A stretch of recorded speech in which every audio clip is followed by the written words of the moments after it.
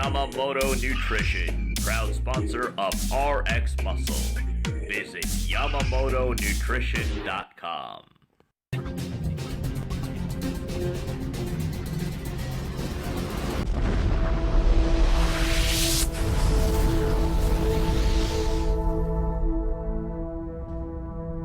Welcome back to Live With, brought to you by Yamamoto Nutrition. I'm Dave Palumbo, and tonight's guest is Matt Porter. He is a contest prep coach.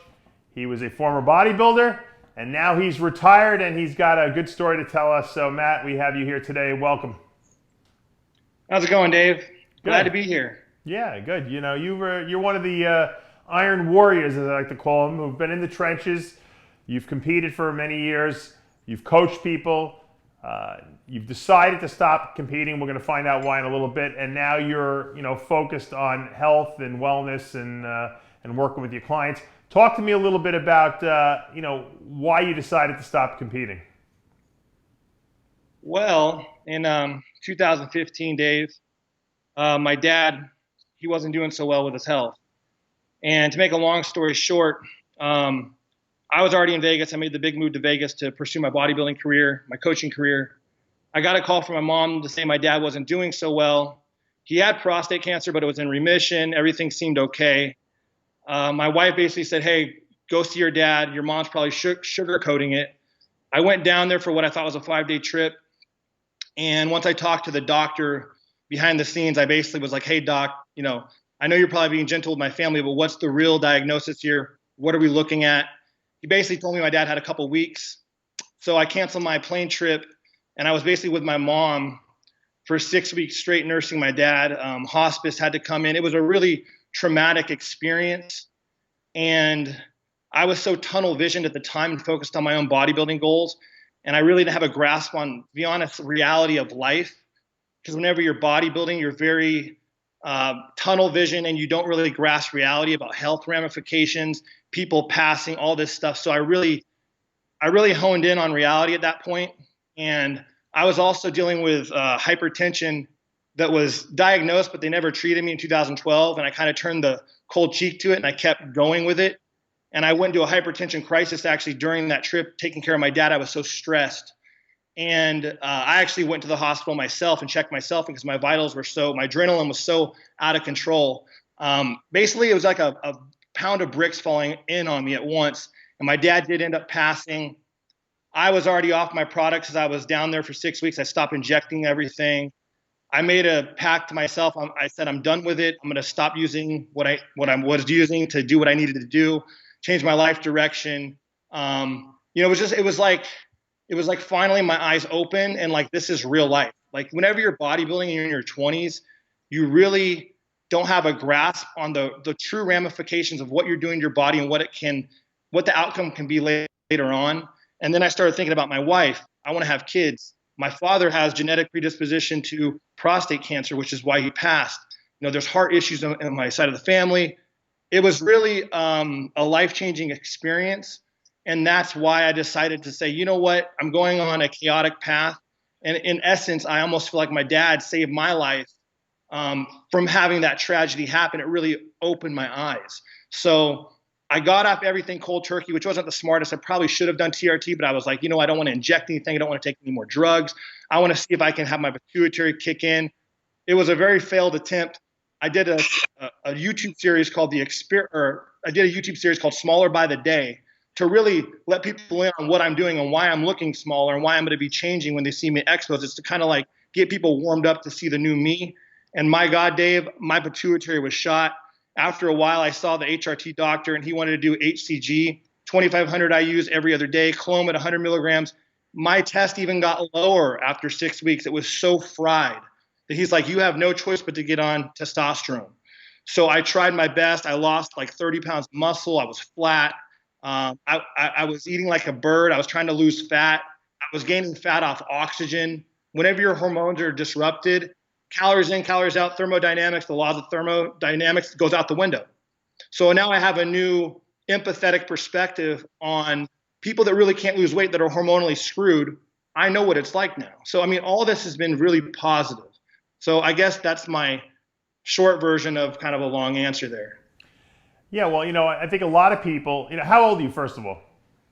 I'm 32. All right, so you're a young man still. So, you theoretically, are not like one of these guys in their 40s pushing the envelope, but you obviously saw the warning signs on the wall and you said, hey, you know what? This is not that important to me. I'm not going to win the Olympia. Is it worth, risking 10 or 20 years off my life if I keep pushing the way I am to try to win, the junior nationals or something like that, or the USA or whatever the case may be, and you decided to go the opposite direction. Now, when I stopped competing, voluntarily in 2004, I went on hormone replacement, and I was on hormone replacement because I was scared to stop it, to be honest with you, for about 10 years, and then I wanted to get my wife pregnant, and I went off the hormone replacement. I started taking HCG and Clomid. I got her pregnant once, and what I found was that after being on the HCG and Clomid for 6 months, my pituitary actually turned back on, and I actually do produce testosterone. Not a huge amount, but I'm in the 500-600 range, which is pretty damn good for someone who used stuff. So I really believe that a lot of this is genetic. Some people just genetically have low testosterone. Some people have high. Obviously, right after you stop a major cycle, your body's not going to turn itself right back on. But what people don't realize is the muscle doesn't disappear so easily. It will hang around if you restore hormone levels to, quote, normal physiological levels. How do you feel now being on hormone replacement compared to when you were on a major cycle? I honestly feel incredible. And that's kind of the controversy. The people that are following me, they've seen my transformation when I was rock bottom. I was 6 months in the gutter on no HRT. Once I started HRT, I did add in 2 IUs of Omnitrope, so I have growth hormone in the equation, which makes a big difference. So what people need to understand is whenever they see my pictures now, I'm literally around 240 pounds in single-digit body fat. But the thing is, Dave, I was in such a catabolic state where I was doing a lot of cardio, weight training on 0 hormones. I was doing everything wrong to set myself up for a growth spurt. So once I added in the 200 milligrams of test, once I added in the 2 IUs of growth, I started eating more. My body started responding really well, and I basically sucked everything up like a sponge. And I started to recomp, and things started to happen that were magical. From the people that are on the outside, it looked like, oh my gosh, he has to be taking more than that. What they fail to understand, Dave, is that and people that are smart, I accumulated all this muscle through hard-ass work for the last 12 years of consistent dieting, not partying, doing everything a bodybuilder needs to do. So whenever I add those things back into an optimal level, I grew. And I will even say, even myself, Dave, I am surprised that I am the current composition that I am with taking what I am. I even surprised myself. And that's where a lot of the controversy has happened, where I've been posting pictures before and afters on Facebook from before the TRT and after, where I've had well-known names that I respected kind of talk a little bit of junk about me, make little snide remarks. Just little things like that, man. It's really sad because I'd like to hope that people have some type of intelligence that have been in the game for a while, can put the pieces together and understand when you have the hormonal backing, but you have that foundation work as well with that crazy work ethic from the years past, it can create some awesome things. But as far as how I feel, my blood works great. My kidneys were the best they've ever been. That was actually on a true ketogenic diet, which we can talk about, which I ended. Liver, everything's wonderful. I feel healthy. I don't feel toxic. Everything's awesome. The only thing that I have a complaint about is that I am ongoing having to take a blood pressure medication, a beta blocker, which I hate. It slows my metabolic rate down. But for me and my adrenaline output, and I internalize things and I stress a lot, I have to use a beta blocker. And so caffeine's out the window. I used to be a stem junkie. I don't use any of that anymore. So getting lean is a different ball game now. It's much harder. It seems like you've embraced all the things that I've been talking about for the last 10 years to guys. Stay away from the stimulants. You got to eat healthy. You don't need to take exorbitant amount of drugs. And I think that a lot of people, like you said, get lost in the whole bodybuilding mystique that, oh, I got to listen to what everyone's doing online and then do double what they're saying because I want to beat these people. And it's a dangerous mentality, obviously. Yes, absolutely, Dave. Now, how much hormone replacement are you on right now? I'm on 200 a week. Mm-hmm. And to be honest with you, I've even posted on my Instagram, I've had weird wonky levels on my prescription testosterone from compound pharmacies where some of it's tested really inconsistently and even low. So 200 a week from the brand Perigo. That was the best brand that I used. Right. It put me at 850 nanograms per deciliter. Which is the high normal. Yeah, that's the high normal. Yeah. Interestingly, I want to just bring this up, and I'm bringing myself into this just as a comparison. When I was on 100 milligrams a week, my levels were 1,000. Now, what that means is that there's a variability from person to person. So what one person takes doesn't mean if another person takes the same amount, they're going to be good or better. It's variable, genetically speaking. Because probably you convert a certain amount to DHT and a certain amount to estrogen, and your body can only free up so much of this stuff to be used. So, people have to understand that there's a variability. Some people respond better to drugs. I mean, we know that. Look at the Mr. Olympia level. Now, Matt, some people might say to you, you know what, Matt, you're on 200 milligrams of testosterone a week. You're taking growth hormone. You're not natural. You're really on a cycle. How do you answer that? Well, I'm definitely not natural. I never claimed to be. I'm just on my HRT program, and like I said, I put everything out there, Dave. Like I even started a pre-workout regimen where I do a peri-workout nutrition with all my carbs are centralized in my workout, and they're all powdered form. And I use Humalog 5. I use pre-workout, and my composition, because I got out of a ketogenic diet to going to that, a really low-fat diet with my carbs peri-workout. With the 5 units of Humalog have been phenomenal. So I'm not claiming natural or this or that. What I am claiming is that I'm on my TRT, keeping my hormones within that 800 to 1,000 nanograms per deciliter range. As long as my blood work panels are good, my hematocrit, my lipids, all that stuff, I'm happy, Do you worry though? Do you worry? I mean, you mentioned heart earlier. Do you worry about, hey, you're on growth hormone and insulin? Do you worry about your heart muscle getting too big? And because I see a lot of cardiomyopathies in bodybuilders. Look, I have an enlarged left ventricle. I'm sure almost every bodybuilder out there probably does. Does that concern you? It definitely concerns me because the chronic hypertension that I face definitely enlarged my ventricle as well when they did an echocardiogram. Yeah. So, I mean, as long as I keep my growth hormone modest in that 2 IU range, which was, an HRT type dose, and I don't go overboard and think, well, I'll try a little bit more and have that old mentality, I think I'll be, I do see my cardiologist now every 6 months.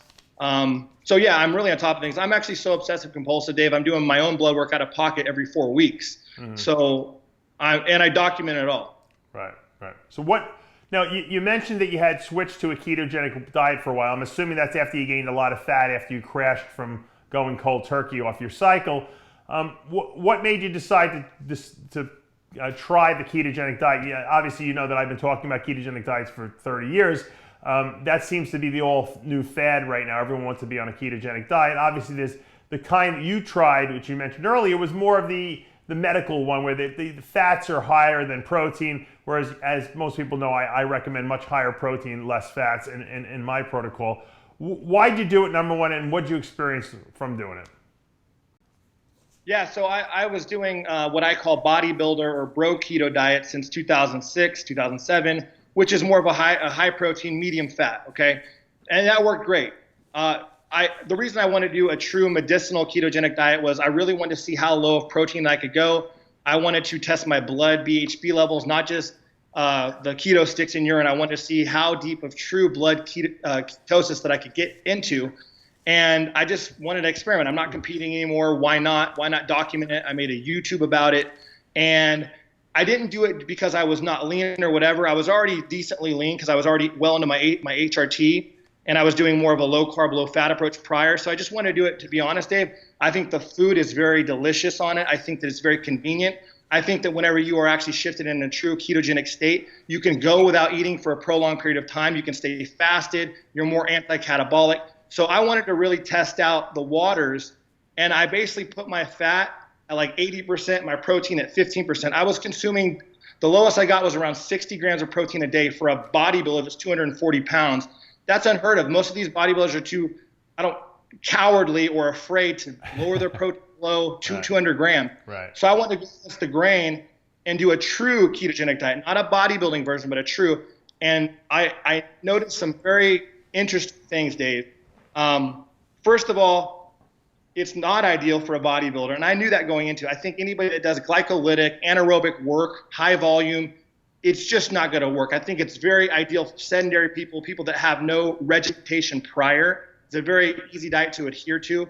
The things that I liked about it, Dave, was because I could go to an expo. When I went to the Arnold and I worked my booth, I could literally fast for 8 hours and I would still maintain my body weight, 240 pounds. I wasn't hungry. The thing is, though, I felt that it almost put me in a conservation mode where I was literally eating maybe 1,800 calories and I was burning 2,500, but it totally debunked thermodynamics again because I was preserving my 240 pounds. I wouldn't lose weight. I was like in a conservation mode. I think a ketogenic diet, or what I was doing that. But the awesome thing was I was eating delicious foods, whenever you have to eat a bunch of fat, as far as like grass-fed beef with cheese and then bacon, that's amazing. Now, I will say when I got my blood work done, it was absolutely horrendous in the fact that my HDL should have gone up in concert with the LDL to balance it out. The HDL stayed plummeted while the LDL, triglycerides, everything else went up. It was absolutely horrendous. So for me, genetically, my HDL wasn't doing any favors from the ketogenic diet. My doctor was like, you need to go on a statin immediately. I'm like, no, doc. Trust me, I showed him my blood work prior to the keto diet, and he goes, wow, that's diet induced? He's like, I've never seen in my life a diet do that. So just give me 6 months. I'll go back to a low-fat diet, and it'll be fine.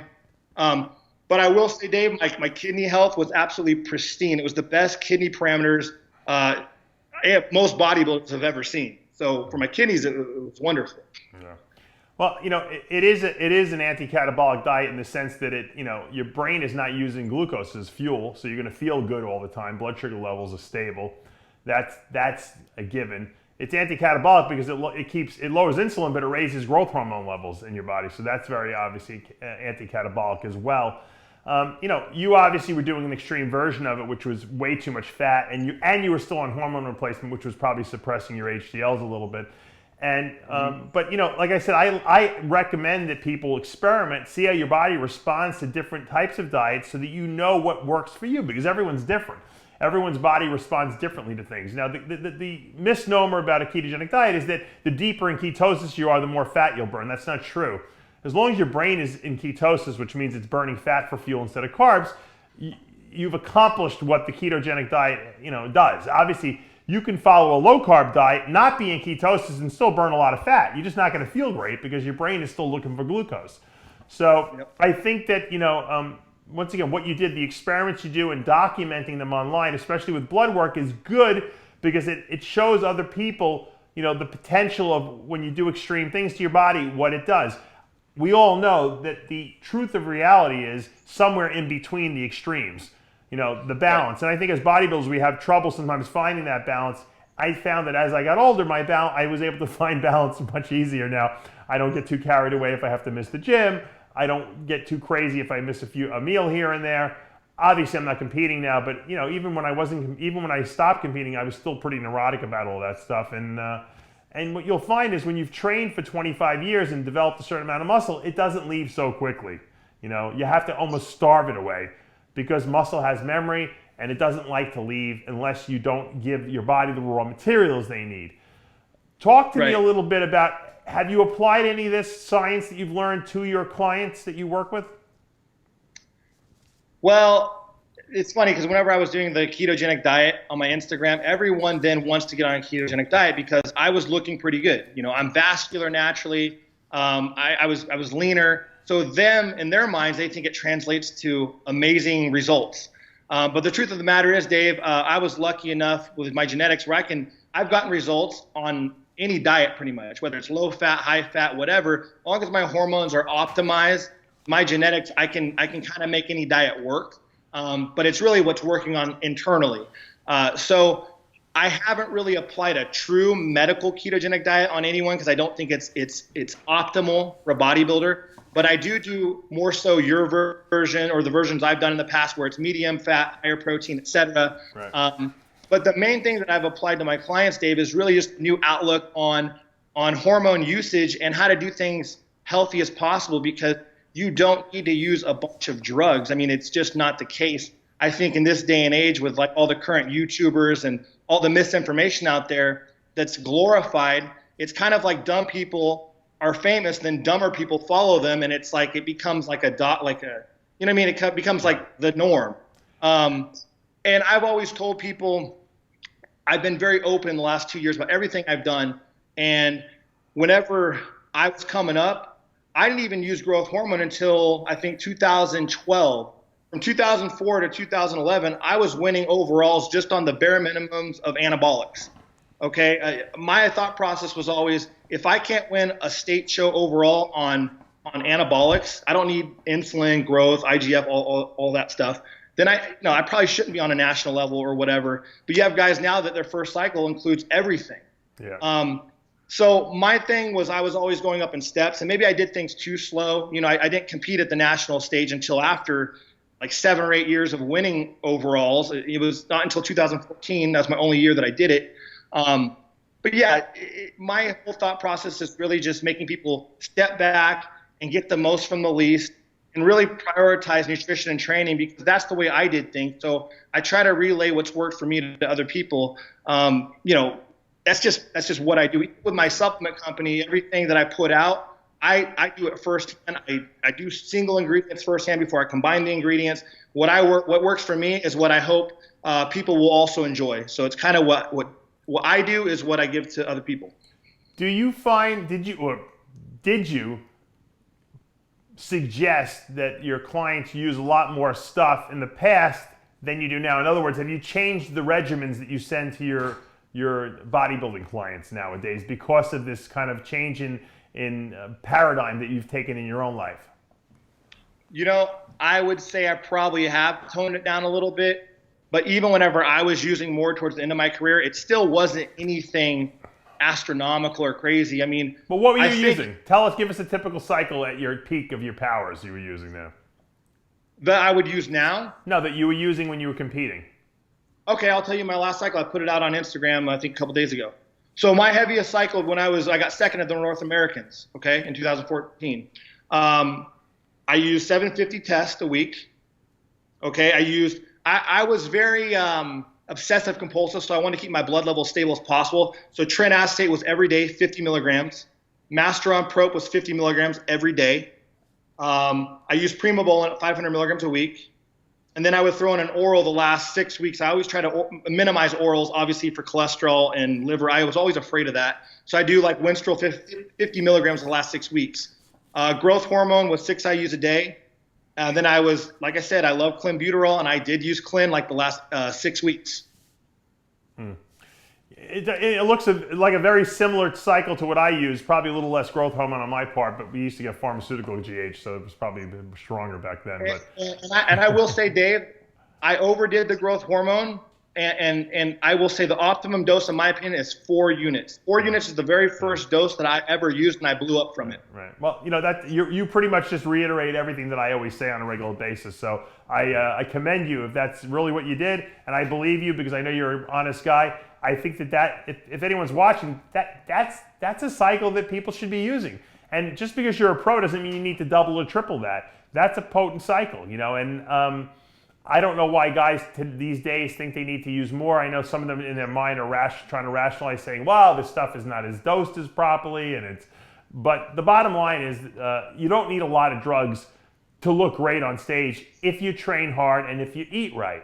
And I think that I know that's one of the things that you really reinforce in your clients as well, that if you're not eating right, you're not training right, the drugs mean nothing. Absolutely. Absolutely, man. 100%.